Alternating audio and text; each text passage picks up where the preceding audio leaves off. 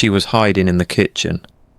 The laughter reached Florence before she even made it to the serving tray. "I don't know why Mom lets her come out front." Elizabeth's voice floated in from the hallway, sharp and unbothered. "Nobody wants to see all that when they're trying to eat." The other girls laughed. Florence kept her eyes down and kept plating. She knew better than to react.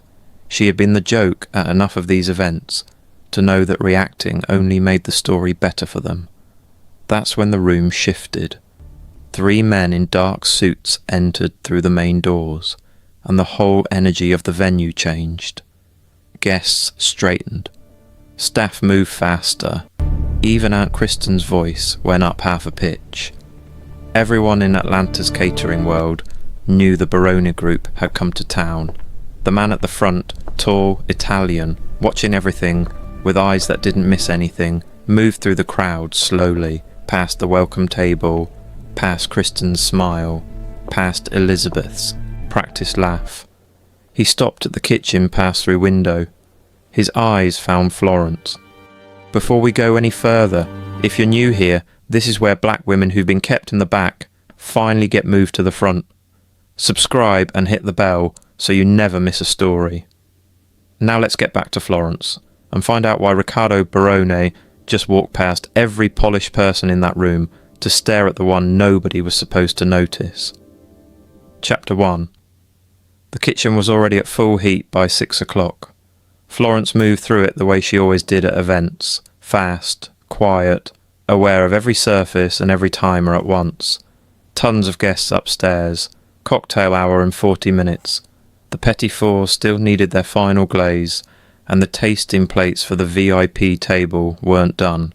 She was the only one back here. That was normal.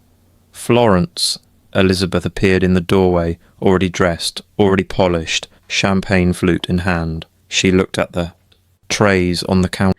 "Oh, Florence, is that the..." Then back at the trays. "Mum wants to know if the dessert display will be ready before guests move to the main hall." "Yes." "She needs it by 7:15, not a minute later." "I said yes." Elizabeth lingered the way she always did when she wanted to say something else. Florence kept her eyes on the glaze, pulling it in slow circles over the surface of each piece. "You know Jonathan Webb is going to be there tonight," Elizabeth said. "From Atlanta, Eats magazine." A pause. "Mom's going to introduce me as the creative director, just so you know how the night is going." Florence didn't answer. "I just think it's better you hear it from me than be caught off guard." Elizabeth's voice had that particular softness she used when she was being cruel on purpose. "You know how you get." She left before Florence could respond. The door swung shut behind her. Florence set down the spoon. She stood there for a while, long enough to feel it, short enough not to let it take over, and then she picked the spoon back up and kept working. She had been doing that calculation her whole life. Feel it. Don't let it take over. Keep working. It started when she was 17. Her parents died in November, and Aunt Kristen came to the hospital that same night, arms open, voice full of God and family. "You're coming home with us. You'll never be alone." Florence had believed her completely, because grief makes you need to believe things. For the first few months it felt true. Then slowly, the way temperature changes in a room, it became something else. She cooked because her mother had taught her, and cooking felt like the one place the grief went quiet. Kristen noticed. Clients started requesting her dessert specifically, though nobody knew they were hers. The bookings doubled, then tripled. Florence never saw a check. When she was 18, she asked about it once.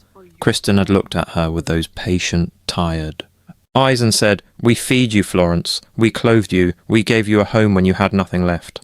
The words were soft. The meaning underneath them wasn't, "You owe us. You will always owe us. Don't ask again."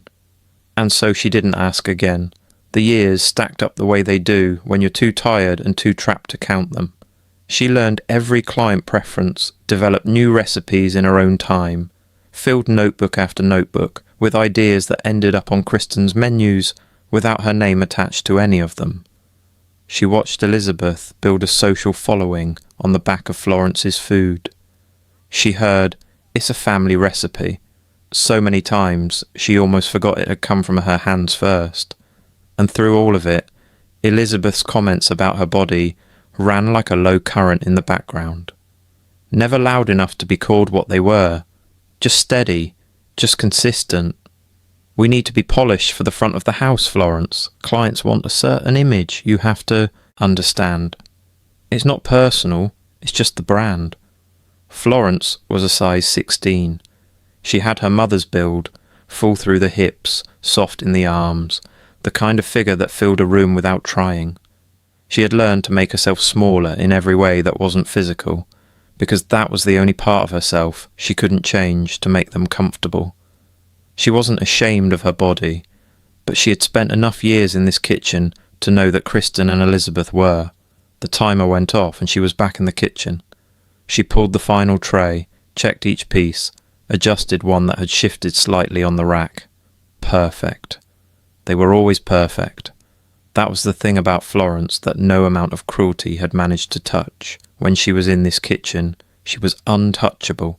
She loaded the display cart, straightened her apron, and pushed through the service door into the corridor that ran alongside the main hall. Through the wall, she could hear the event in full swing. Aunt Kristen's laugh, the clink of glasses, the low murmur of Atlanta money doing what Atlanta money does. Florence kept moving. She had a job to do. She would do it, go back to the kitchen, clean down a station, and drive home the same way she always did. Alone, in the dark, with nothing to show for the night, except the quiet knowledge that every beautiful thing those guests were about to taste had come from her. That was how it always went. That was how it was supposed to go tonight. She didn't know yet that a man on the other side of that wall had just tasted one of her petit fours. She didn't know he had set down his champagne, looked at the tray, and quietly asked the server who had made them. She didn't know he had decided to find her himself. Chapter 2. Florence was the last one in the kitchen. The event had wound down an hour ago. The waitstaff had gone home. Kristen and Elizabeth had left in the town car with the other staff, laughing about something Florence hadn't been invited to hear. The venue's overhead lights had been switched to the dim cleaning setting, and Florence was alone at her station, breaking down the dessert equipment the way she always did, methodical, quiet, in no particular hurry, because there was nobody waiting for her at home. She heard footsteps in the corridor. The kitchen door opened, and Riccardo Barone stepped in. Jacket still on, no apology for the hour. He stopped. Florence was standing at the centre of the station, apron tied at her waist, dark skin catching the low light, her thick, natural hair pinned back from her face. She was a full woman, and she was completely unbothered by the hour and the empty room and the man who had just walked into it. He looked up from the tray she was boxing, with the calm of someone who had long stopped being surprised by anything. Riccardo didn't look away. Florence looked up. "Excuse me, sir. The event is over." "I know." Tish looked around the kitchen briefly, the clean stations, the packed equipment, the one remaining tray she hadn't boxed yet, then back at her. "I've been trying to find out who made the desserts all evening. Miss Kristen told me it was a team effort." A pause. "The server who brought them to our table told me she watched one woman plate every single one of them before the doors opened." Florence said nothing. "Was it you?" She folded the cloth in her hands and set it down. "What does it matter who made them? It matters to me." No performance in his voice, just directness. "I've eaten in a lot of rooms. I know when food has been made by someone who actually cares about it. And what I ate this evening was made by someone who cares." He looked at her directly. "I want to know who I'm dealing with." The kitchen was very quiet. Florence had spent years staying in the back, giving credit away with both hands, because it was easier than fighting for it. She knew how to deflect. She had gotten good at it. But something about the way he was standing there made the deflection feel suddenly exhausting. "I made them," she said. He nodded once, like that settled something. "What's in the glaze?" "The top layer. There's something underneath the caramel." fermented honey, and a small amount of palm sugar. Palm sugar. He said it like he was filing it away. That's West African. My mother was Nigerian, she said. She used it in everything. Something shifted in his expression.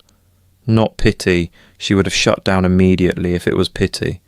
It was closer to recognition.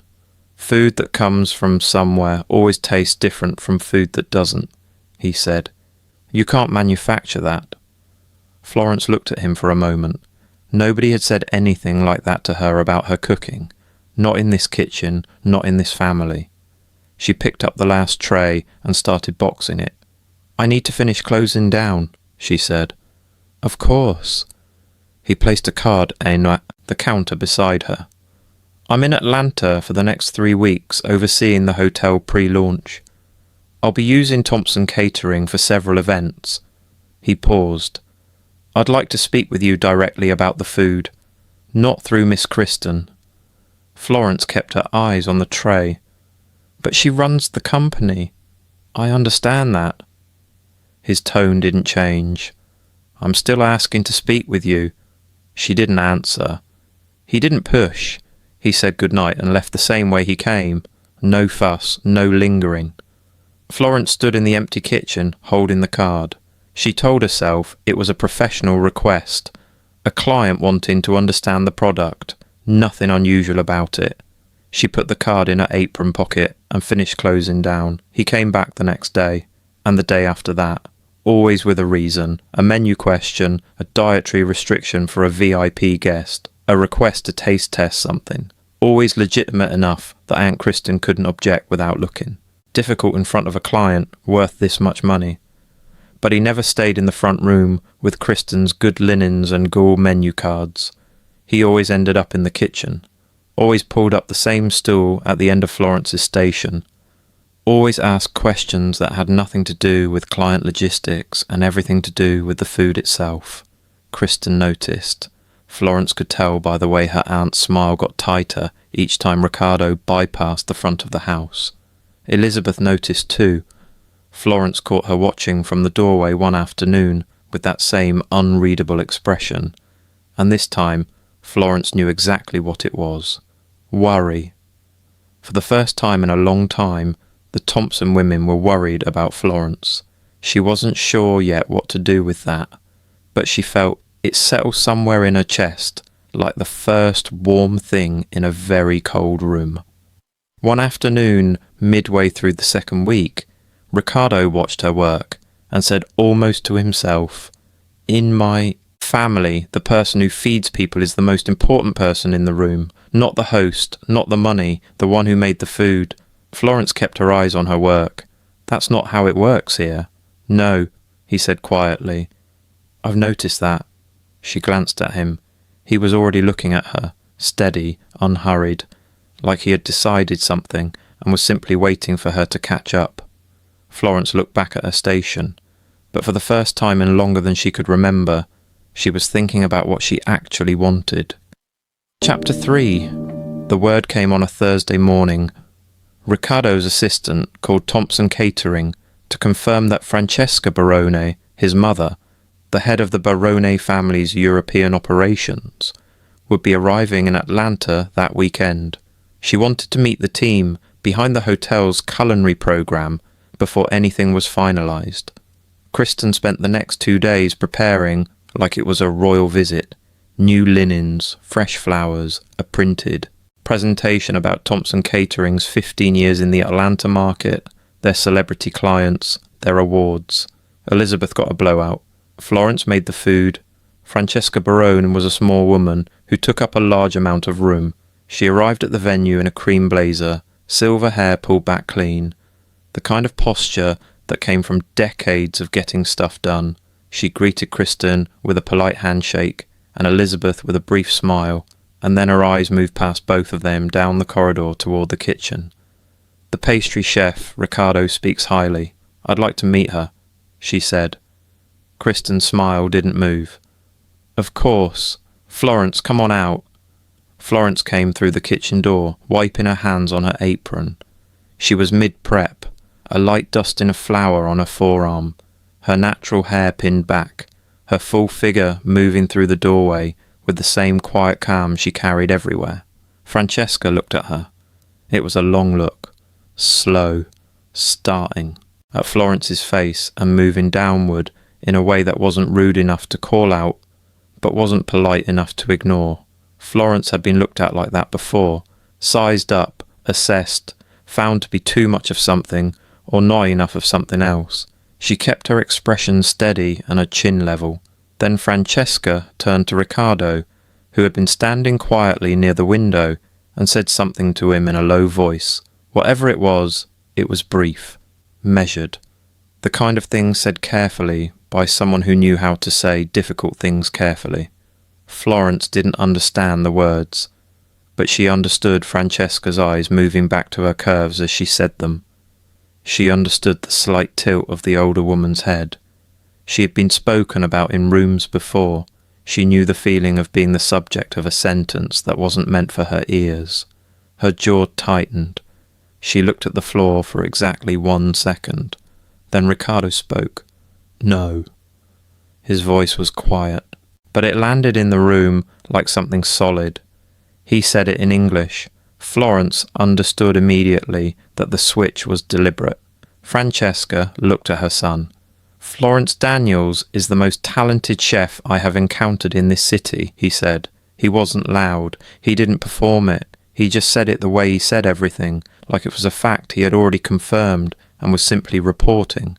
She is the reason I am sitting in this room. Not the company. Her. He paused. And she is who I intend to partner with. The room was completely still. Kristen's smile had frozen somewhere between her teeth and her eyes. Elizabeth had stopped moving entirely. Florence didn't look at either of them. Francesca held her son's gaze for a long moment. Something passed between them that Florence couldn't read. Old and complicated. The kind of thing that lived between parents and children who loved each other but didn't always agree. Then Francesca turned back to Florence. She looked at her again. This time it was different, not assessment, something closer to recalibration. Show me what you make then, she said. Her voice was even, no apology in it, but no more coldness either. Just a woman who had revised her position and was moving forward without ceremony. Florence looked at her for a moment, then she nodded once and turned back toward the kitchen. She moved through the door with her shoulders straight and her head up, and if her hands were shaking slightly as she reached for her tools, nobody in that room could see it. Behind her she heard Riccardo follow, not to help, not to hover, just to be present the way he had been present every day for the past 2 weeks. She set her hands on her station and took one quiet breath. Then she got to work, because this was the one place in the world where Florence Daniels had never needed anyone to defend her. Her food would speak for itself. It always had. Today, it just had a better audience. Hold on, guys. Have you ever worked yourself to the bone for someone who never once said thank you? Never gave you credit, never saw you, just took everything you had and kept asking for more. That's been Florence's life for 12 years, but something had just changed in that room. A man who didn't have to say a word defended her in front of everybody. If this story is speaking to something real in your life, your home, this channel is built for women who have been kept small by people who needed them that way. Subscribe, turn on the bell, because Chapter 4 is where everything Kristen built on Florence's back starts to fall apart. And trust me, you do not want to miss it. Chapter 4. Francesca Barone ate in silence. That was how Florence knew it was good. The loud ones talked through every bite. Francesca sat at the kitchen table with her hands folded and her eyes closed after the first taste and didn't say anything for a long time. Florence stood at her station and waited. Finally she looked up. "We need to talk more," she said. "Properly. Not here." She paused. "There is a gala, a launch event for the hotel. 3 weeks from now. I want you there, as my guest, not as a staff. Florence looked at her. I will have an invitation sent, Francesca said. Florence nodded. I'll be there. Thank you, ma'am. For 3 weeks, Florence and Riccardo talked almost every day. About the hotel, about the pastry program, about food and family and the kind of small things people share when they stop being careful around each other. She told him she had never been to a black tie event as a guest. He told her she would be fine and that he would not leave her side. She was ready. She was more than ready. The night of the gala, Florence came out of her bathroom in Kristen's house to find her bedroom stripped. The dress was gone from the hanger. Her phone was gone from the nightstand. And the bedroom door was locked from the outside. Florence sat on the edge of her bed. She thought about the gala starting without her, about Francesca checking the door, about everything she had worked towards sitting just out of reach on the other side of a locked door. She couldn't help but cry. At the hotel ballroom, Riccardo checked his watch continuously. Florence had not arrived. He had saved the seat beside him at the head table. He pulled out his phone and gave her a call. No answer. He tried again. Still nothing. He looked across the room at Kristen Thompson, working the crowd in a floor-length gown, laughing with the mayor's wife like she owned the evening. Something settled cold in his chest. He leaned toward Francesca. I need to step out. His mother looked at him. Go, she said quietly. He drove fast and got to Kristen's house in less than 15 minutes. He knocked on the front door twice. No answer. He could see lights inside. He knocked again, harder, and when nothing moved, he stepped back and put his weight into it. The front door gave. He stepped inside. Florence. Silence. Then, from somewhere upstairs, a small sound. He took the stairs 2 at a time. Her bedroom door was at the end of the hall, locked from the outside, key nowhere in sight. He could hear her on the other side now.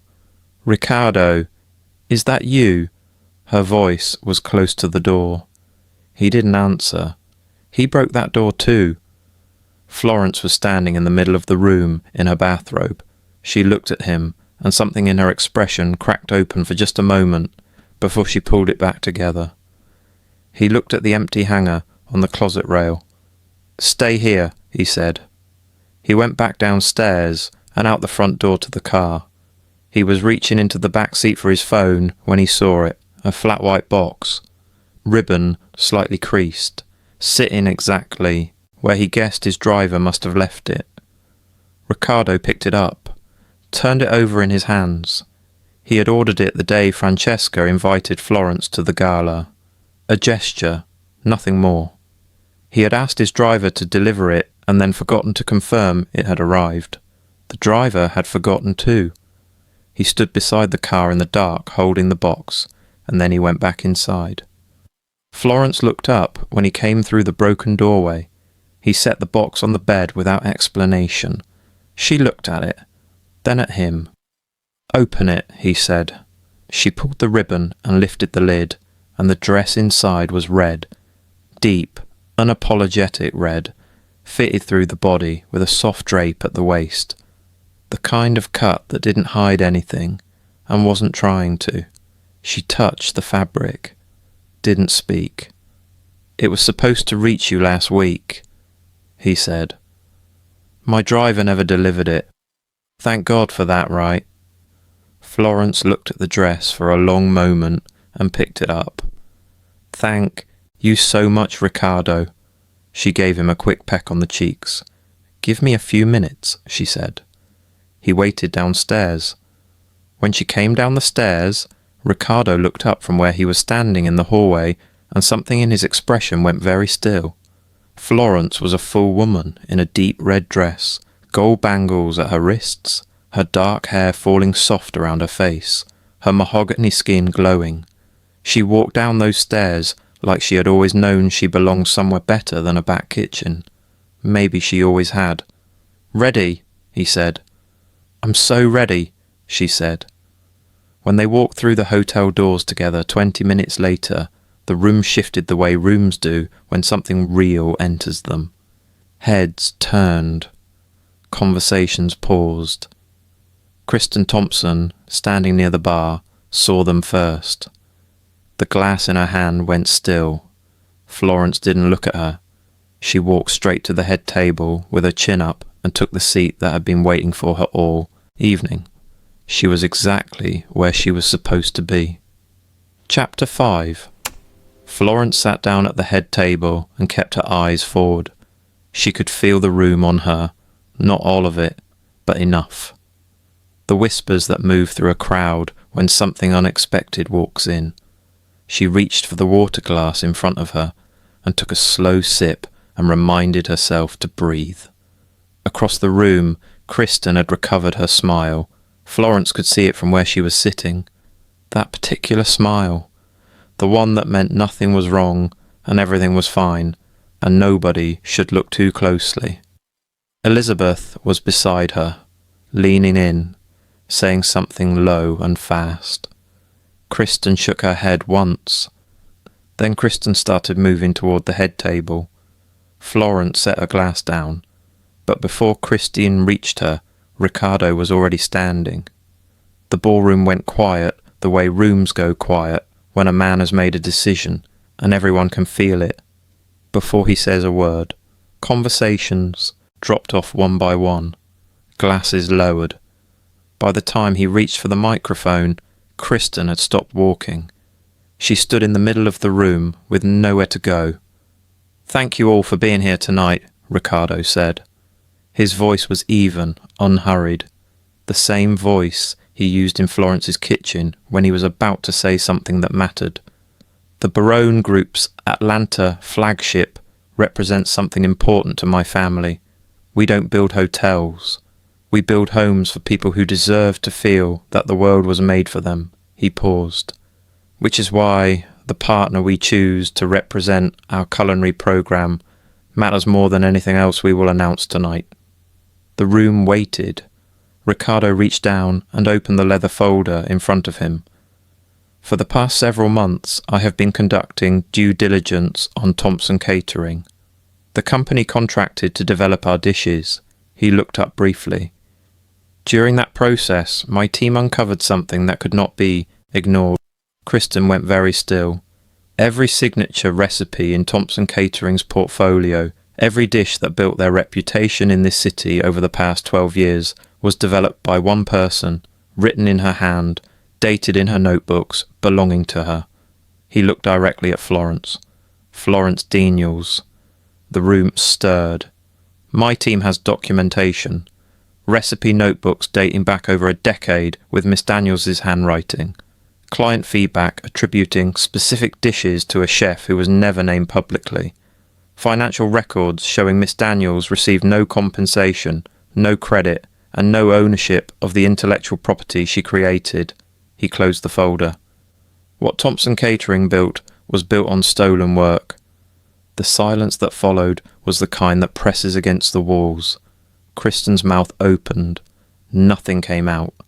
Elizabeth had gone completely still beside her. Riccardo stepped out from behind the table and walked toward Florence. He stopped beside her chair and held out his hand. The Barone Group would like to formally announce its culinary partnership with Florence Daniels, he said. Not Thompson Catering. Florence Daniels. Her name, her work, her legacy. Florence looked up at him.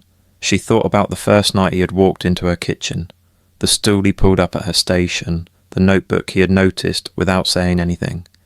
She thought about 12 years of flour-dusted mornings and uncredited menus, and yes, ma'am, and stay in the back. She thought about her mother. She took his hand and stood up. The room began to applaud, slowly at first, then fuller. The kind of applause that builds when people understand they are witnessing something real. Riccardo placed the contract on the table in front of her. Her name was already on it. Florence Daniels. She picked up the pen. Her hand was steady as she signed her name the way she had written it in the cover of every notebook for 12 years. Clearly, fully, without apology.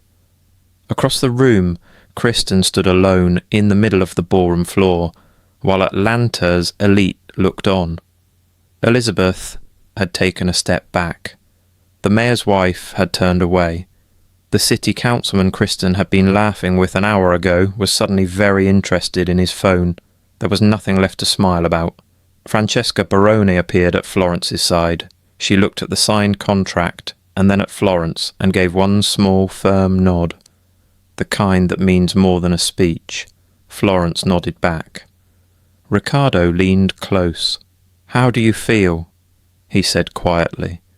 Florence looked around the room, at the table she was standing at the contract with her name on it, at Kristen, who had spent 12 years making sure this moment would never come, and had managed instead to be in the front row when it did.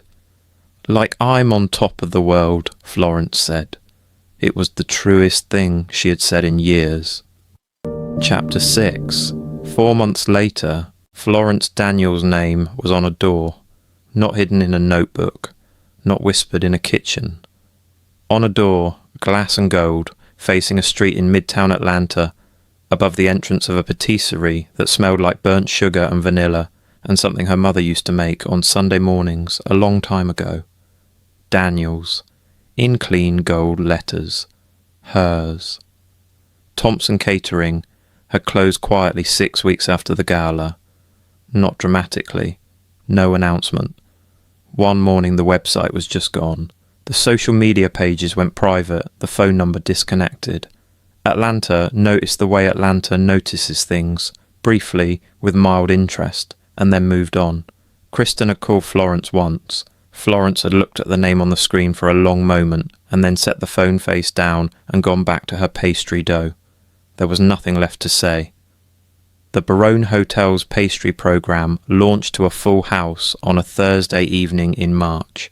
Every dessert on the menu had come from Florence's notebook, the one she had kept for years in a kitchen drawer, writing her name on the inside cover each time she started a new one. The reviews came in over the weekend. 3 separate publications mentioned the pastry chef by name, Florence Daniels.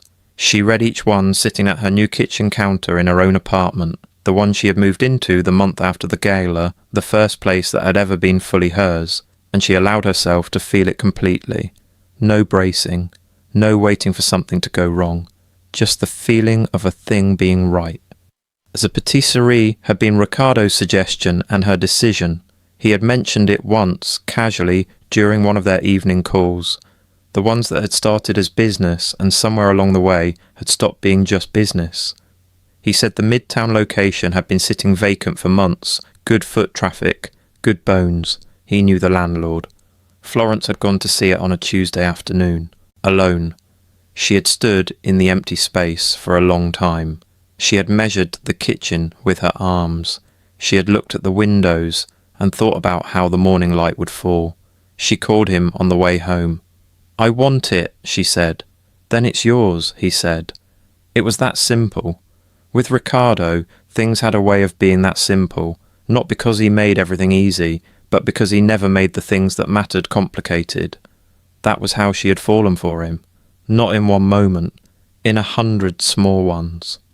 The picnic was his idea. A Sunday in April, 4 months after the gala, and 3 weeks after Daniels opened its doors. He had texted her the night before, "Bring nothing, I have everything." And she had laughed at her phone, in her own kitchen, in her own apartment, and felt something so ordinary and so good that she had to sit down for a moment. He picked her up at noon. They drove out to Piedmont Park and found a quiet patch of grass away from the main path, and Riccardo laid out a blanket and opened a basket that contained things Florence immediately recognised as having come from her own patisserie menu. She looked at him. "I called ahead," he said, completely unbothered. She laughed. The kind that comes from somewhere relaxed and unguarded. She had been doing that more lately, laughing without checking first whether it was appropriate. They ate slowly. The afternoon was warm and unhurried. Riccardo lay back on the blanket at some point and looked at the sky, and Florence sat beside him with her legs folded, watching the park move around them, families, dogs, a group of children chasing something she couldn't see. My mother wants to visit, he said. She says she has notes on the financier recipe. Francesca always has notes. She does. A pause. She likes you very much. She just expresses it through critique. Florence smiled. I know. Maybe tell her to express it in English. They both laughed. The afternoon stretched out around them quietly. Florence thought about the girl who had sat on a hallway floor outside a locked door 4 months ago, in a house that had never been a home, with nowhere to go and no way out. She thought about how close she had come to believing that was all there was. She looked at Riccardo beside her, at the basket from her own patisserie, at the park, at the sky, at the life that had quietly assembled itself around her while she was busy finally choosing herself. He turned his head and looked at her. What are you thinking about? He said. Florence considered the question honestly. Nothing. Just that I'm exactly where I'm supposed to be, she said. Riccardo held her gaze for a moment. Then he reached over and took her hand the way people do when they have stopped being careful around each other, naturally, without announcement. Florence looked down at their hands, then back at the sky. The city moved around them. The afternoon stayed warm. And Florence Daniels, pastry chef, business owner, the woman who had spent 12 years hidden in someone else's kitchen, sat in the middle of her own life and let it be exactly what it was. The end. That's Florence's story. From the back of someone else's kitchen to the front of her own empire, from invisible to undeniable, from hidden to chosen. If you watch this all the way to the end, thank you. This channel is different. We don't tell stories about women who wait to be saved. We tell stories about women who are always enough, who just needed the world to catch up. Subscribe, turn on the bell, share this with someone who needs to hear it today.